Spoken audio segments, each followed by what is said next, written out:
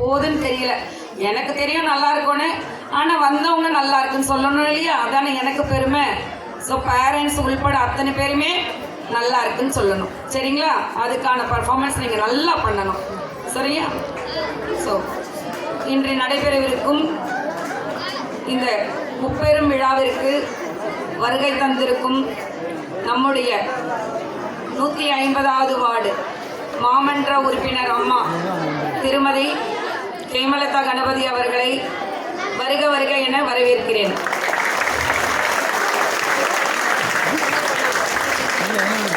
So இவங்களை பற்றி சொல்லணும் அப்படின்னா நான் சொல்லி உங்களுக்கு தெரியணும்னு அவசியம் இல்லை. ஸோ நம்ம ஸ்கூலுக்கு இவங்க பதவி ஏற்ற நாள் முதல், அதுக்கு முன்னாடி மேடம் உண்மையிலே எனக்கு தெரியாது, பதவி ஏற்ற நாள் முதல் அவங்களுடைய செயல்பாடு வந்து ரொம்ப ஜாஸ்தி நம்ம பள்ளிக்கு. ஏன்னா அவங்க எஸ்எம்சியில் மெம்பராக இருக்காங்க இல்லைங்களா? ஸோ அவங்கள வந்து அந்த எஸ்எம்சி கூட்டம் எவ்வளோ வேலையாக இருந்தாலும் சரி, நம்ம பள்ளிக்கு கண்டிப்பாக அட்லீஸ்ட் அவங்க 3 நாள் ஸ்கூல் அட்டென்ட் பண்ணுறாங்க. ஆனாலும் நம்ம பள்ளிக்கு வந்து அந்த பேரண்ட்ஸை பார்த்து அவங்க என்ன மனசில் நினைக்கிறாங்களோ அந்த மந்த்து செய்யணும், இல்லை என்ன செஞ்சுருக்கோம், என்ன செய்ய போகிறோம் அப்படின்ற விஷயத்த ரொம்ப அழகாக, ரொம்ப ஷார்ட்டாக, ரொம்ப ஸ்வீட்டாக சொல்லிடுவாங்க. ஸோ அது எனக்கு ரொம்ப பிடிச்சமான விஷயம். பொதுவாகவே அவங்களோட செயல்பாடுகள் எல்லாமே நல்லா கேட்கறதுக்கும் பார்க்கறதுக்குமே ரொம்ப இனிமையாகவே இருக்குது. ஸோ அதே மாதிரி அவங்களுடைய கணவர், அதாவது நம்மளுடைய யாரு தெரியுமா யாருன்னு? மதுரவாயில் சட்டமன்ற தொகுதி திரு மதிப்பிற்கும் மரியாதைக்கும் உரிய திரு கணபதி ஐயா அவர்கள் வந்து நம்ம பள்ளிக்கு சொல்லவே முடியாது. 2016 நான் இந்த பள்ளியில் காலடி எடுத்து வச்சோன்னா 2வது நாளே தண்ணியில் மிதந்த காட்சி தான் என் கண்ணு முன்னாடி வருது.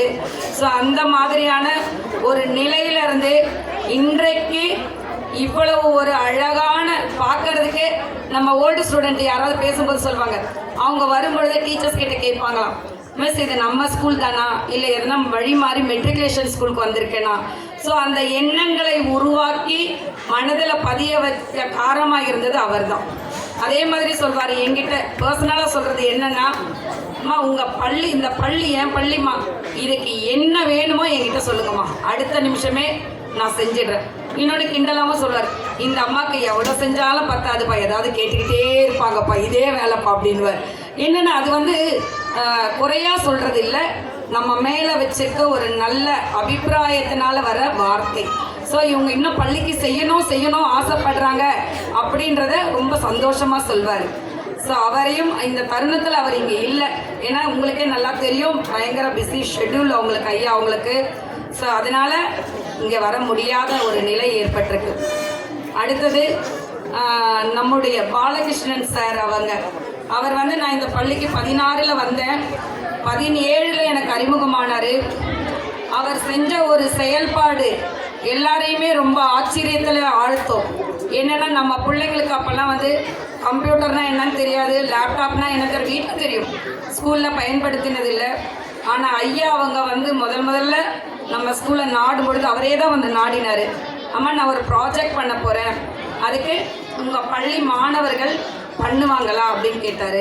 ஸோ 8th ஸ்டாண்டர்ட் ஸ்டூடெண்ட்ஸு அந்த ப்ராஜெக்ட் எங்கே பண்ணோன்னா தமிழ்நாட்டிலலாம் பண்ணலை, சென்னையில் பண்ணலை, யூஎஸில் பண்ணாங்க நம்ம பசங்க ஆன்லைனில்.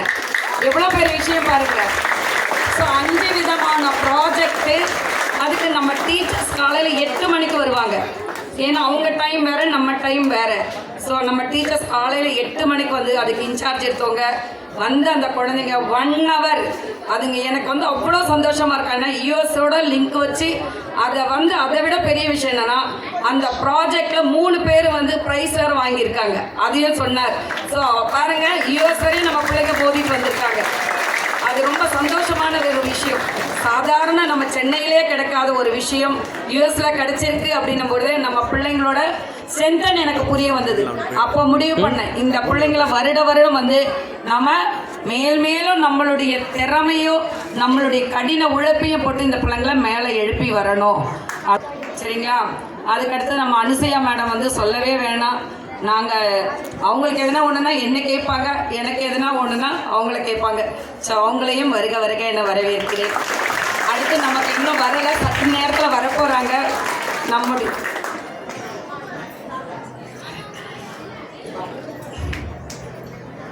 நம்மளுடைய சிஇஓ முதன்மை கல்வி அலுவலராக இருந்து அவங்க திறமை, அவங்க தலைமை ஆசிரியர் இருக்கும் பொழுதுலேருந்து எனக்கு பழக்கம்.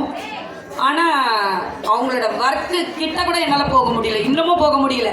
அவங்களோட ஸ்பீடு, அவங்களுடைய விவேகம், அவங்களோட திறமை அளவிடவே முடியாது. கொஞ்ச நேரத்தில் நீங்கள் பார்ப்பீங்க, தமிழ் தாண்டவம் ஆடும் அவங்க கிட்ட.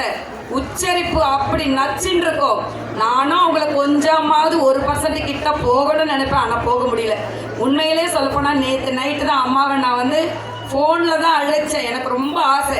ஏன்னா திறமைசாலிகளை வந்து நீங்கள் பார்க்க தான் உங்களோட திறமை எப்படி வளரணும், உதவி பண்ண உங்களுடைய பார்க்க தான் நீங்கள் எப்படி பிற்காலத்தில் உதவி பண்ணணும் அப்படின்ற ஒரு எண்ணம் உங்களுக்கு வரும்.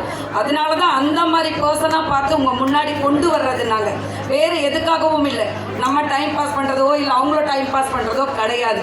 ஸோ அவர்களையும் வெற்றி செல்வி, அவங்க பேர் இப்போ ரிட்டையர் ஆகிட்டாங்க. ரொம்ப திறமைசாலி. சென்னையில் இருந்தாங்க, திருவள்ளூரில் இருந்தாங்க, காஞ்சிபுரத்தில் இருந்தாங்க. ஸோ ரொம்ப நல்லா திறமையானவங்க. இப்போ சற்று முன்னாடி அவங்க வந்துடுவாங்க. அவங்க வரும்பொழுது கொஞ்சம் வெல்கம் பண்ணுறவங்க அப்படியே கண்டினியூ பண்ணிவிடுங்க. சார் வரும்போது மிஸ் பண்ணிட்டீங்க, நான் பார்க்கல. ஸோ அடுத்தது நம்ம அரசு வந்து பார்த்திங்கன்னா நிறைய ஸ்கீம்ஸ் வந்து கொண்டு வந்திருக்கு.